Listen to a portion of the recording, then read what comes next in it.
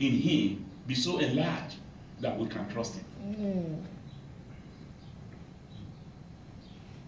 He said, what shall we then say to these things? If God be with us, who can be against us? Amen. So it is not, you see, that's why when I was defining commitment earlier, I put some clause in there to the end part of it that I read it again. It's a commitment is the mind of being steadfastly and diligently dedicated to a cause, policy, or a belief, sacrificially with no reason to regret. Amen. With no reason to regret. Amen. If God is with us, who can be against us? No one. Would there be any reason to say? There's no need to be committed to such a God or be faithful to such a God? No, sir. No reason. No reason. So we're going to try to bring this. We're going to try to make. I'm going to try to make this very, very quick so that we can round this up very quickly. I know we're supposed to have ended this at 1 o'clock. Let's talk about elements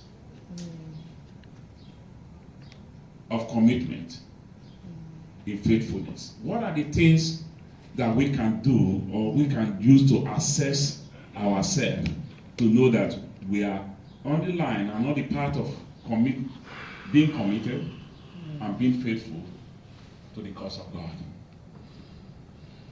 There are a few things I'm going to talk about here. We're going to talk about obedience. In 1 Samuel 15:22, I'm just going to try to run through this. We know that's the scripture that talks about obedience is better than sacrifice. It's not that God will not be interested in our sacrifice, but can a heart that is grudging give sacrifice that will really, really be acceptable? No, sir. A heart that Mary will give sacrifice that will be honoring. Amen. That's why the Bible said, if you're going to give sacrifice, let that sacrifice be honoring. No grudging about it. I had to say this to somebody I know very well one time. When it is time to pledge to do something, the person's hand is always up. But in the course of going through that thing, she's always complaining. Oh, this thing now has become, yes, I can't really get this now, I can't really get that. I don't know why I have to even get into this in the first place. I said, you know what? It would have been better for you not to ever put up your hand or even be doing this thing than what you're doing now. You're losing it all. Now you're going to do it, you lost the blessing. So no, God understands. God doesn't understand anything like that. God said he prefer a cheerful giver. What we give is not just only with money. Our time is given. Service to other people is given. Yes, sir. So if you're going to do something and you know that you're doing this thing for a cause, you got to be cheerful about it. It's part of giving. So you cannot say you're doing something, you agree to do something, and in the middle of it, you are experiencing little difficulties. You are murmuring and grumbling. I said, you know, people of God, you know what people don't understand with murmuring and grumbling? You know that the children of Israel, for 40 years, walked around 3 mountains for grumbling and murmuring. And at every time, God will establish them at the base of this mountain, they will grumble and murmur. When God established them, some things are going well. Just for any time things are not going right again, they start grumbling and murmuring. And then God will say, okay, you know what, you go around and go to the other mountain. God will establish them at the base of the other mountain. And they will forget that they've been at the base of this mountain before, but on the other side. Yes. But now they are in a different side of the same mountain. They think everything is okay there. Yes. Another little time they start grumbling again. I say, God said, okay, move to the other side of the other mountain. And as a mathematician, when I drew one day, I was just logically looking at this. If you have three mountains, like one is here, one is here, one is here. If you take a pen and you draw something like this and do like this and come back like this, that's a sign of infinity. That's why infinity. They were going to be going around the mountain forever without ever being able to break the course until they get out of grumbling and murmuring. Can you imagine that? Yeah. The three mountains. And God will establish them at the base of the same mountain where they were before, and they will not realize it. And they will just be there, find little comfort, little distress, the grumbling again. So they would have been there for infinity, but God had to break the circle. God had to break the circle. So in everything that we do, we need to remember that obedience is better than sacrifice. Amen. Obedience. Yep. You know what somebody said? I'll make everybody laugh on this. Not that we have very few men here, but it's okay. Somebody said the children of Israel were walking around the circle because the men were leading, because the men never asked for direction, even if they are lost. Then if it was a woman, he would have cried out and said, Lord, I'm gone. I don't know where I am. Yes. Men don't do that. He said, well, really? So we want to be people that obey. Amen. That obey. You know, people are I'm going to bring this down to obeying. How much can we obey God if we can live in disobedience to the law of the land? Doesn't work. We should be first, number one, people that obey the law of the land. We should be seen and known for obedience. Amen. Even in our workplaces, Amen. we should be people that get the report of good behavior. Amen. Yes, sir. People that follow policy. People that do it as it is said. Amen. Obedience. Obedience. If we can be obedient to the laws of the land, being obedient to to our Heavenly Father will not be a problem. Obedience is the key. If we want to say we want our life to make a difference, we have to live a life of obedience. Obeying the word of God that we know is what is going to help us even in our physical life. Amen. Then let's talk about. We are almost getting there. Let's talk about consistency. Anyway, I'm going to give certain scriptures. I gave certain other scriptures when we talk. I gave only one scripture for that because I want us to make it very quick. Let's talk about devotion. Can we ever be committed to anything that we are not devoted to? No. Doesn't work. No. Well, you got to be devoted to be committed. And we can see this in the scriptures. We see this in Joshua 1:8.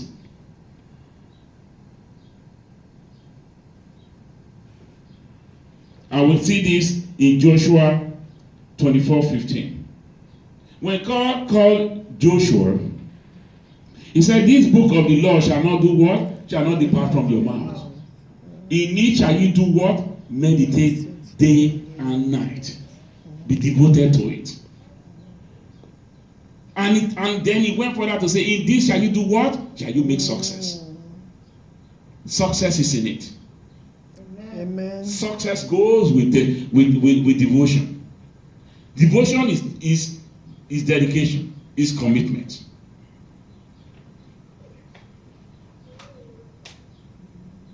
And then we can see at a point in Joshua's life, getting down to chapter 24, when the children of Israel, sin came into the camp and people decided to maybe do things their own way, like we talked about earlier on, not seeking God's face. Joshua had to make a declaration that choose this day whom you will serve. As for me and my house, we will do what? We serve the Lord. What did Joshua say? As for me and my house, we're going to be devoted to the oracles and the ordination of God in our house. Amen. And that's why a family devotion is very, very, very eminent.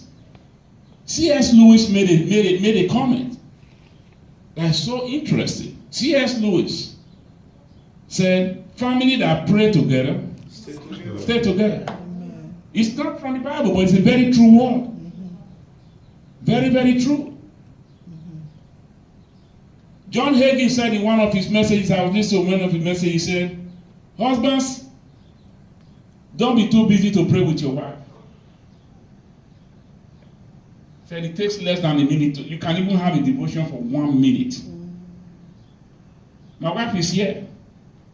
Have I not proved that in the house? That we can have a devotion for 1 minute? In the morning before everybody rush out of the house?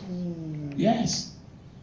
We all running late, down 1 minute, read one verse, just sing one little song, hold hands and pray, everybody get out. Amen. Devotion have happened. Hallelujah. Hallelujah. Dedication, commitment, done. Devil. Yes, sir. Amen. So we need to be people that is given to devotion. For the young people, you may say, okay, now I'm only going to be doing this with my parents. Yes, but when you know with your parents, do it on your own. Pick up the Bible, read your Bible, is devotion. Spending time with the Lord. Giving to prayer is devotion. Spending time with the Lord. Whatever we do for the Lord causes us to be devoted to Him. And to be devoted to Him encourages and enhances our commitment to be faithful in our call to Him. Then let's talk about consistency. This I cannot emphasize on it as much as I could. This is the key that unlocks all doors. Yeah. Consistency. You know what, people of God? To be committed is to be persistent. To be doing this thing, to be doing whatever you do consistently. Yeah. Come rain, come sunshine. Yes, sir. There's a scripture I should have put here, but it just came up to mind now. It's with Daniel. Daniel had a consistent prayer life. People who were jealous of him decided to make the king who loved Daniel gave Daniel a honoring position to make a law that everybody who has to pray only to the hidden God, knowing very well that Daniel prays to his God. Yes. And they kept in the watch to make sure that they catch Daniel in prayer to go tell it to the king. And they did. Daniel did not stop praying. He was so committed to the cause of his relationship with his God, his prayer, that he couldn't just break it. And the kind of position Daniel was in the Babylonian Empire of those days, if any of us will be placed in that position today and we are told not to call on the name of Jesus, we will swallow the name of Jesus and even pull it out. Really. Daniel was in a prominent position. It's just like calling anybody now, the Christian, say, oh, you come into the House of Commons.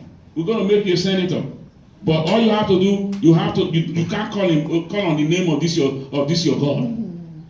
Some of us will take that position and say, don't worry about the name, I won't call it. But Daniel did not let anything stop his commitment in prayer to God. It got to the point that Daniel was now had to be thrown in the lion's den as a result of it. Even when the king was throwing Daniel into the lion's den, the king loved Daniel. He just couldn't change the law. The king made a declaration and said, "Oh, Daniel, your God will save you." He did not say, "Might be, your God will save you." He said, "What? Your God will save you." Because the king himself knew Daniel was so committed to the God that he served. That's what commitment does. That is what commitment does. Commitment will reveal who you are to the people around you. Amen. Your neighbors you don't need to go putting a flyer in their door for them to know that you are a Christian. I used to when I bring out the lawnmower to mourn, my wife is there right now. She will say, if somebody call me, so it's not coming in, it's not going to be in, it's cutting grass. But it's not going to be in for the next couple of hours. Because when I cut my grass, it's not only my grass. I'm going to call the neighbors. Oh, hallelujah. Hallelujah. I'm going to call the neighbors. I was cutting the neighbor's grass one day, and a snake was going to get into the house. I had to find a way to kill the snake. Then the other neighbor was angry with me for 6 months that I killed the snake. That I should have called. I said, if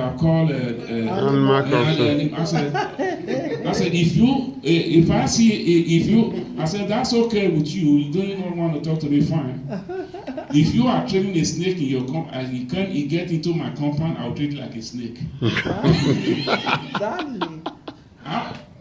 It's poisonous. Exactly. And it happened not to, even when the city came, it was not even the gardening snake. Imagine that. It was the poisonous one. Oh my goodness. So, what are we talking about here? Our commitment to living out God will reveal the God that is in us to the people around us. Amen. Daniel was so committed. He could, because this is what commitment does. Commitment will make you do the things you have to do without you even knowing that you are doing it. There was a time that I asked myself, I said, I had got 24 hours of the day. What do I do with it? How much of these hours do I give to God? Then I decided to do it with certain things. I'm not going to get into that. No TV, no nothing. That every opportunity I have all my Bibles around me. Any opportunity I'm sitting, I'm not at work and I'm sitting in my house, it takes 2 minutes after, look into my hand, I got the Bible. Amen. Amen. Getting into the Word. Amen. Commitment. And that is so much for me to this day we're talking about. Amen. Hallelujah. Studying to get to know God's Word. In the book of Thessalonians, it says, study to show yourself silent. That's one thing a lot of God don't quote. It says, study to show yourself quiet. That says, know God for yourself. Then in 2 Timothy, it says, study to show what? Yourself approved. To go now and dispense what you already know for yourself to other people. But first of all, you got to know it for yourself because you can't give what you don't have. So we're going to wind this down. Consistency is the key to it all. Whatever we do today and we don't do it tomorrow, today does not appear for tomorrow. What you did yesterday that you were supposed to do today that you didn't do, yesterday is gone. If you are not doing it today, you missed out today. Consistency is the key to success, to spiritual success, and in everything we do. You want to be consistent. People should look at us and say, especially as believers, people should look at us and say, they're going to be saying something about, even in your office, saying certain things. They're just going to say, well, for that one, don't bother yourself, it's not going to change. So you're not going to be able to talk him or her out of that. Happens a lot. My wife my wife was in a meeting in her job. Certain people who were not happy with their marriage decided to throw words like, "Oh, when you're not happy with the man, you drop them." And she said, "You know what? You all stop it. We are not. I don't want to listen to this." Yes, she had every right to say that. She's happy in her marriage. She's not ready to dump any man. And when we talk about it, maybe if you really go into history, maybe the men are dumping them. It's true. So consistency is the key to living God's life. Amen. Amen. Then let's talk about availability. We are almost there. We are rounding up now. Availability. Let's read the scriptures from Isaiah. I think we need to do this for this last part.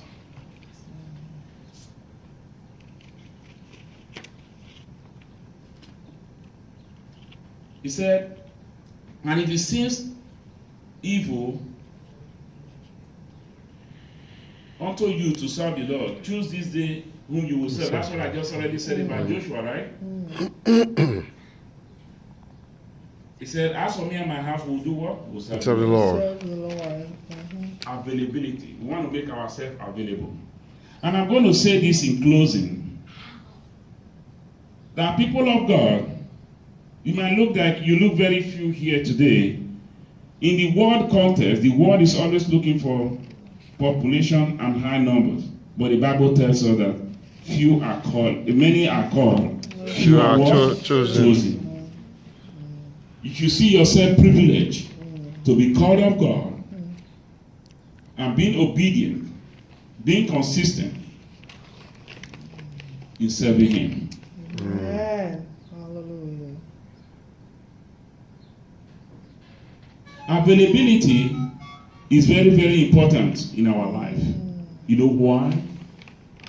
Apostle Paul, King David, and all the patriarchs of old would have wished that they lived the days you and I live in.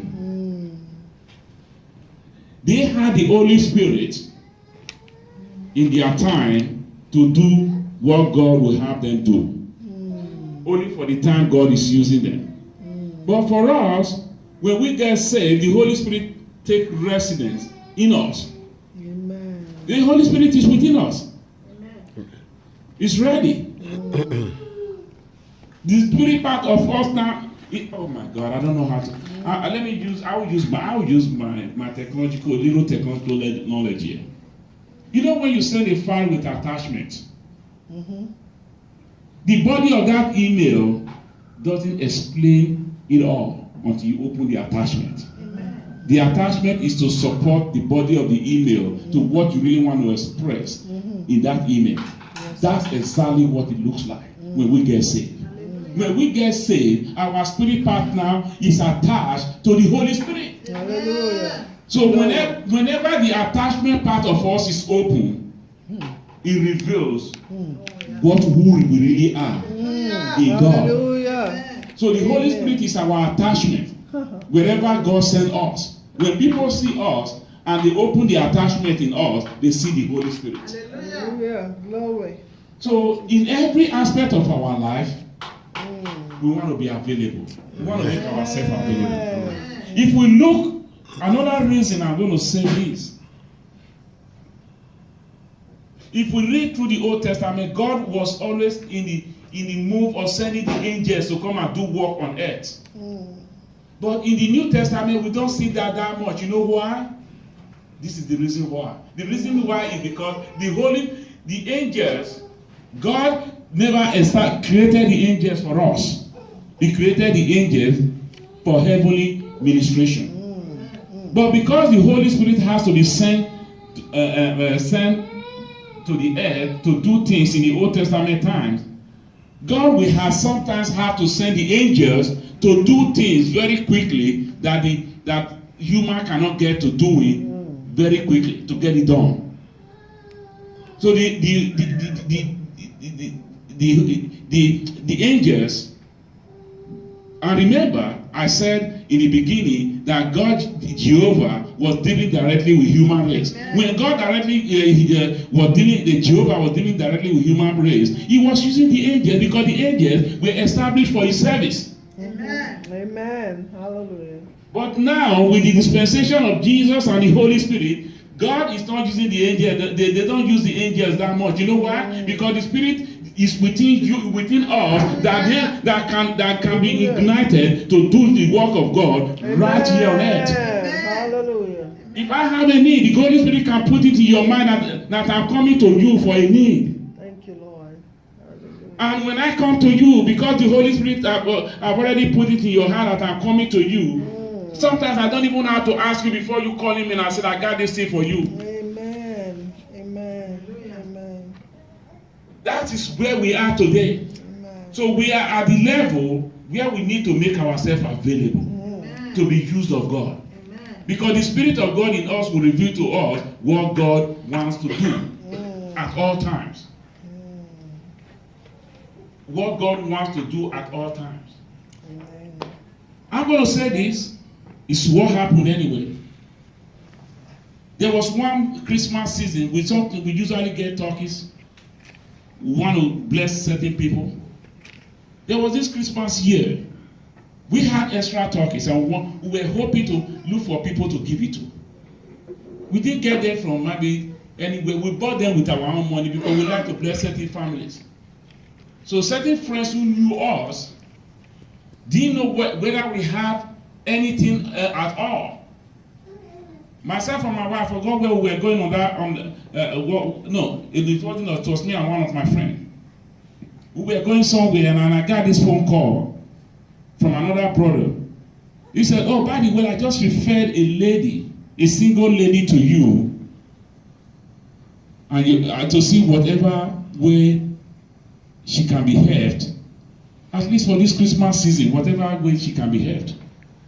And I said, "Praise God." And he said, "Why?" I said, "You know what? Because we'll be looking for somebody to bless." Amen. Babe, you still remember that? You still remember that story, right? We had to make up a pack. I came home, I called my wife, I said, "Put things together. We got somebody to bless." We are so happy we got somebody to bless. Before I got home, she put everything together, and I took a drive, drove there, found this woman with, how many children did she have? 5 children. Single mother. When she received those things, she was so happy, and the children were so happy. And somebody showed up to give them a turkey and other things to have something to eat for Christmas. That is what the Holy Spirit can do with us. Amen. We want to be obedient. Amen. We want to be available. Amen. And as I wrap this message, as we look into all these things, I'm going to wrap this message like this.